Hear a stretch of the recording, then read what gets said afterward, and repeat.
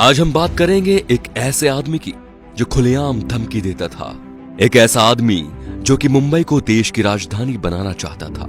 एक ऐसे आदमी की जिसके दरबार में विरोधी भी हाजिरी लगाने आते थे। इनका नाम था बाला साहेब ठाकरे। चांदी के सिंहासन पर बैठने के शौकीन बाल ठाकरे खुलेआम धमकी देते थे। ये बात है सन 1990 के आसपास की।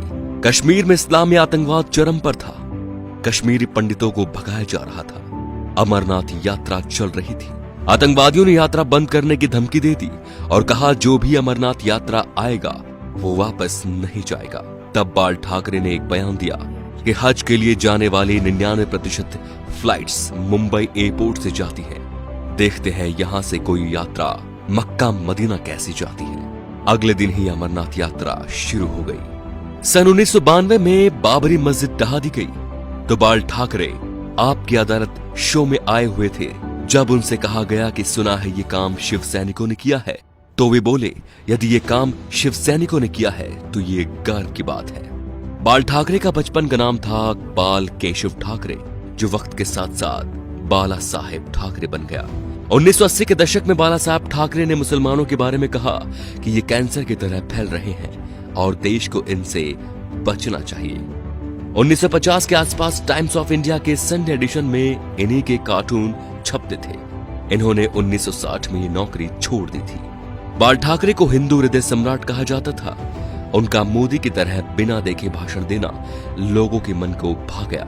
उन्हें सुनने के लिए लाखों की भीड़ एकजुट हो गई थी। बाल ठाकरे जब किसी का विरोध करते थे तो दुश्मनों की तरह, और जब तारीफ करते थे तो ऐसे कि जैसे उनसे बड़ा कोई मित्र नहीं। 19 जून 1966 को बाल ठाकरे ने शिवाजी पार्क में नारियल फोड़कर अपने दोस्तों के साथ पार्टी बनाई, शिवसेना, जो आज भी चल रही है। बाल ठाकरे की एक खास बात थी कि वो कभी किसी से मिलने नहीं गए। बड़े बड़े बॉलीवुड एक्टर बियर पीने और उनसे मिलने उनके घर आते थे, जैसे नरेंद्र मोदी, माइकल जैक्सन। बाल ठाकरे के कुछ स्पेशल शौक थे, सिगार, व्हाइट वाइन एक्सेट्रा। ज्यादातर लोग फोटो या इंटरव्यू में उनके हाथ में पाइप या सिगार होती थी। 1999 में बाल ठाकरे पर 6 साल तक वोट डालने और चुनाव लड़ने पर बैन लगा था, लेकिन बाल ठाकरे ने अपने जीवन में कभी चुनाव नहीं लड़ा।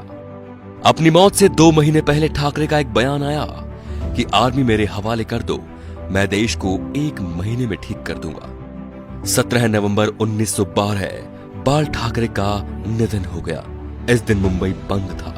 अंतिम यात्रा में 5 लाख लोग शामिल हुए। थोड़ी थोड़ी देर बाद एक आवाज उठती है, बाला साहेब। लाखों लोग चिल्लाते रहे, अमर रहे। बाल ठाकरे ना तो मुख्यमंत्री थे और न सांसद, फिर भी उन्हें मरने के बाद 21 तोपों की सलामी दी गई, जो राष्ट्रपति प्रधानमंत्री को मिलती है। ये रुतबा था बाला साहेब ठाकरे का। तो दोस्तों, ऐसे शेर दिल हिंदू सम्राट के लिए वीडियो को शेयर जरूर कीजिए और उनकी महानता को फैलाइए, ताकि आज जो शिव सैनिक या हिंदू उनके सिद्धांतों को भूल चुके हैं, उनके हिंदुत्व की रक्षा का संकल्प याद दिलाएं। जय श्री राम दोस्तों।